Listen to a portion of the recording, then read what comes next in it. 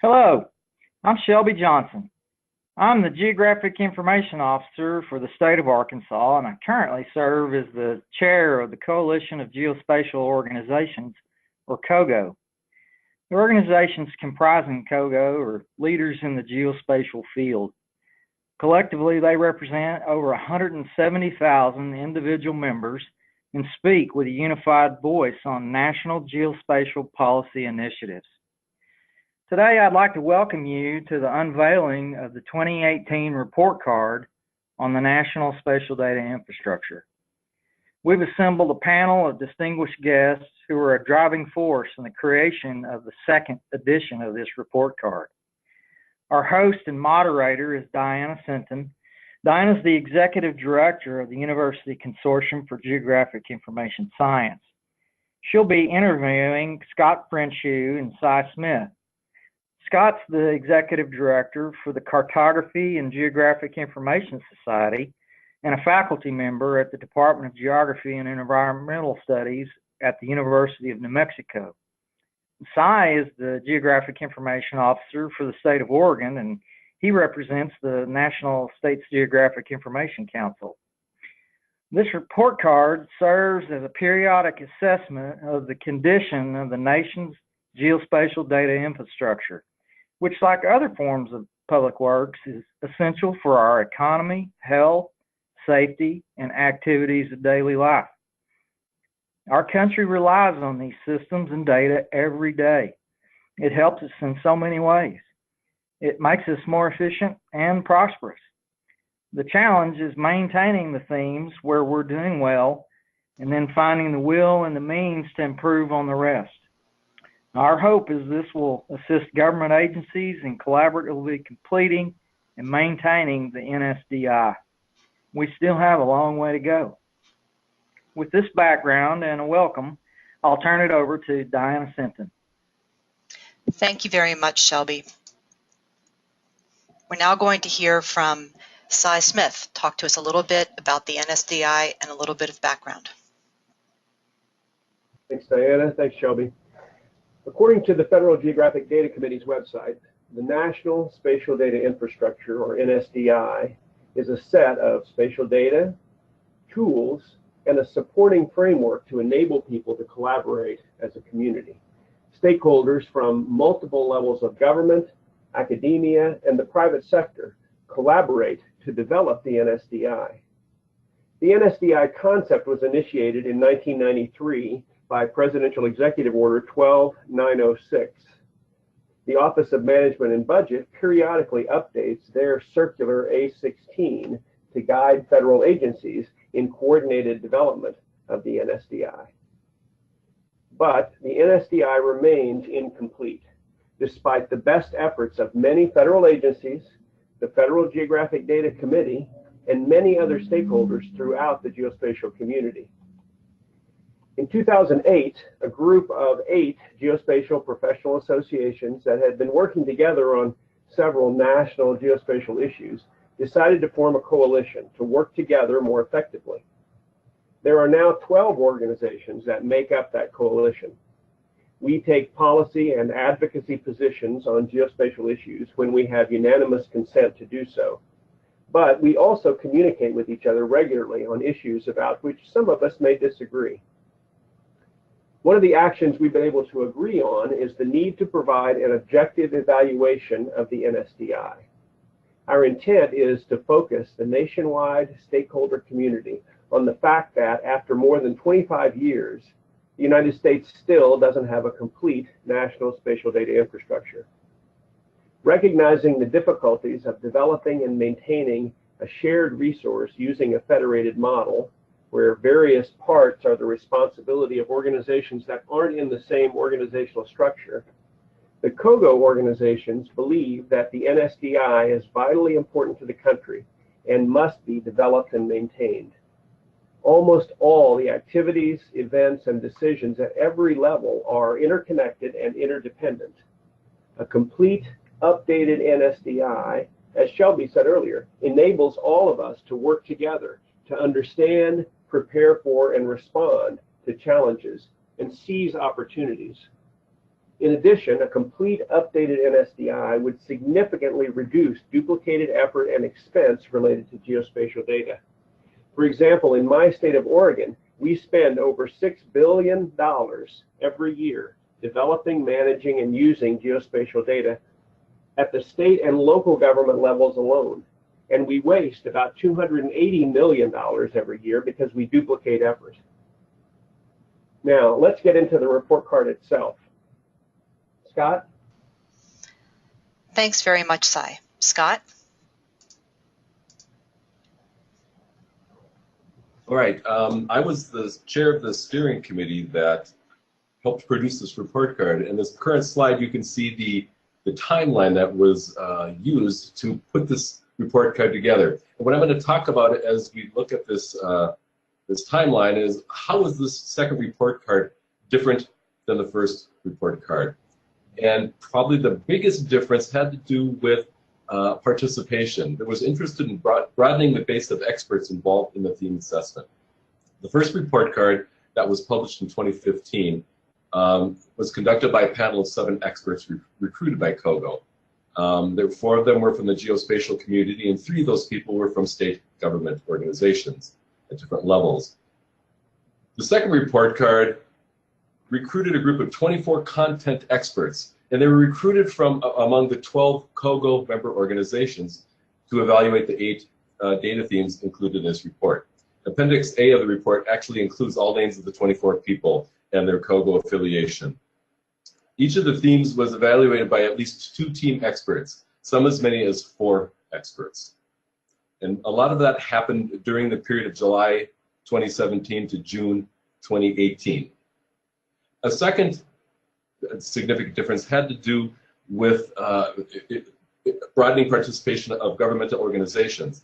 And a valid criticism from the first report card was the process that didn't really engage the FGDC, and in terms of developing the assessment metrics or the assessment process. So we used a different process. We began talking with the FGDC in 2015 to talk about this report card that was published in 2018. And during June 2017, the FGDC had a teleconference with the content area experts. And during that teleconference, the FGDC shared key information with content experts about the NGDA portfolio management process and illustrated the geospatial platform performance dashboard and life cycle maturity assessment. So they became engaged in our process.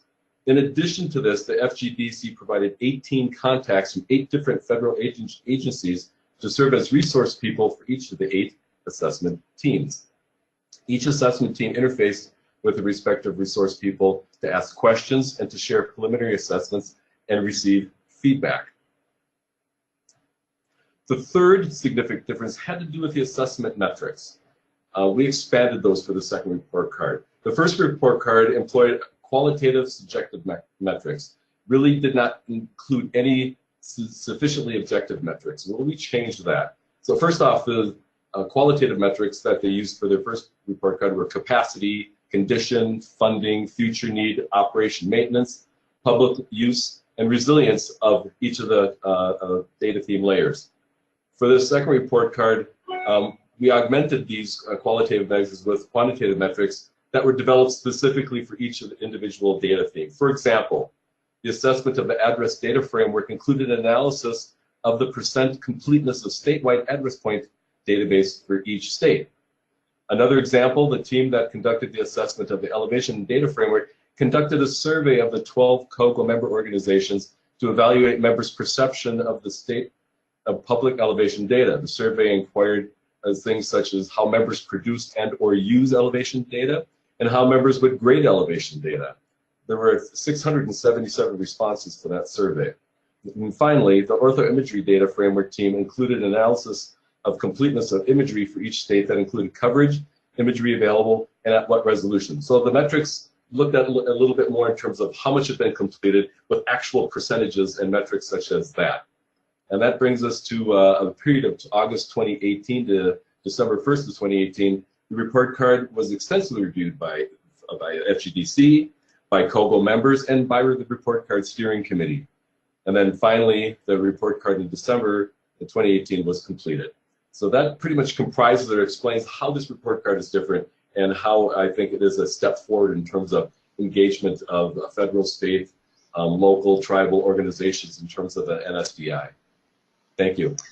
Thank you, Scott. And just as a reminder, a lot of the details that Scott was referencing about the differences between the COGO 2015 report card and this COGO 2018 report card can be found in the publication itself. In the report, you can read more about those specific details that Scott was referencing.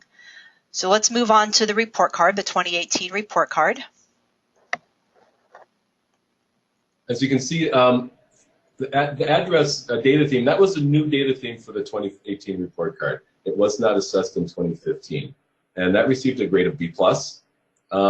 And then the next 7 were, they were assessed for 2015 and 2018. And notice that every single data theme, the grade improved.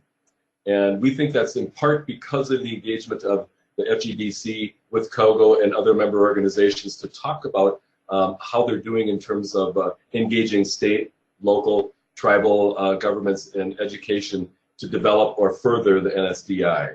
And the overall grade rose from a C to a B-. And so we're on the right track. And hopefully with this 2018 report card, we'll see even more engagement at all different levels so everybody can be an effective player in the development of the NSDI. And what we'll do now is we'll just briefly go through some details about each of these different themes. As Scott mentioned, the address data theme was not part of the 2015 report card, so its grade is not available there. More information about all of these themes you'll be able to read about in the report card itself. And as we're scrolling through these slides, some of the overall recommendations that came from the report card were concerns about appropriate funding to move the NSDI forward. Is the U.S. government or state governments, are they investing enough to move this forward in such a way that it enhances various levels of government and how we use spatial information? That was probably the overriding that came from all 8 of the assessment teams and looking at this process. So Scott, I would say another trend that I noted in reading the report card carefully across the themes was that many of the entities identified that improved coordination across agencies had been an improvement in the last few years. Definitely, and a couple of the teams actually recommended more detailed strategic plans for to integrate or link federal, state, tribal, local governments, and educational institutions in terms of the development and use of spatial data information. Okay, again, we encourage people to read the report itself, and you'll find the details about each one of these themes in the complete document. Thank you, Scott, very much for that information. You're welcome. We're now going to switch back to Cy to talk a little bit about the way that this report card will encourage and support the development of the NSDI. Thanks, Diana. You know, this report card and future iterations of the report card that we will produce are really an evaluation of the National Spatial Data Infrastructure, which is the responsibility of all of us, not just the federal government. That's a key point to make here. This is a national initiative, not a federal initiative. The federal government has a responsibility to provide leadership on the NSDI, but we all have a role to play in developing and maintaining it. We hope that the report card will motivate people to get involved, to move all aspects of the NSDI forward. The overall grades and many of the individual grades are much too low still. There is significant work to be done, and we all have to play a part. The Geospatial Data Act that was enacted by the 115th Congress in October of 2018 as part of H.R. 302 says the National Spatial Data Infrastructure shall ensure that geospatial data from multiple sources, including federal agencies, state, local, and tribal governments, the private sector, and institutions of higher education, is available and easily integrated to enhance the understanding of the physical and cultural world. The National Spatial Data Infrastructure is mentioned and dealt with in federal and national statute now. The new law also says that each federal agency will coordinate and work in partnership with each other and with state, tribal, and local governments, higher education, and the private sector to collect, integrate, maintain, and disseminate geospatial data. That's all in law now. That was a really important development, and the report card helped to motivate that law to get passed and enacted, and hopefully will motivate all of us to participate more fully and to work together in partnership. We hope the report card will be a call to action to all stakeholders in the geospatial community to get involved and find new ways to collaborate to build and maintain the NSDI. Thank you, Cy, very much for that. Thank you to all of these presenters, Shelby Johnson, Scott Frenchu, and Cy Smith, for this information on the report card. If you have other questions about the report card, please contact Cy Smith or Shelby Johnson at these respective email addresses that we have up here. If you expect to be citing the report card itself, I'll remind you that this is a proper citation to use for it as the COGO publication. And we thank you very much for your interest in this publication and look forward to communicating with you more about it in the future. Thank you.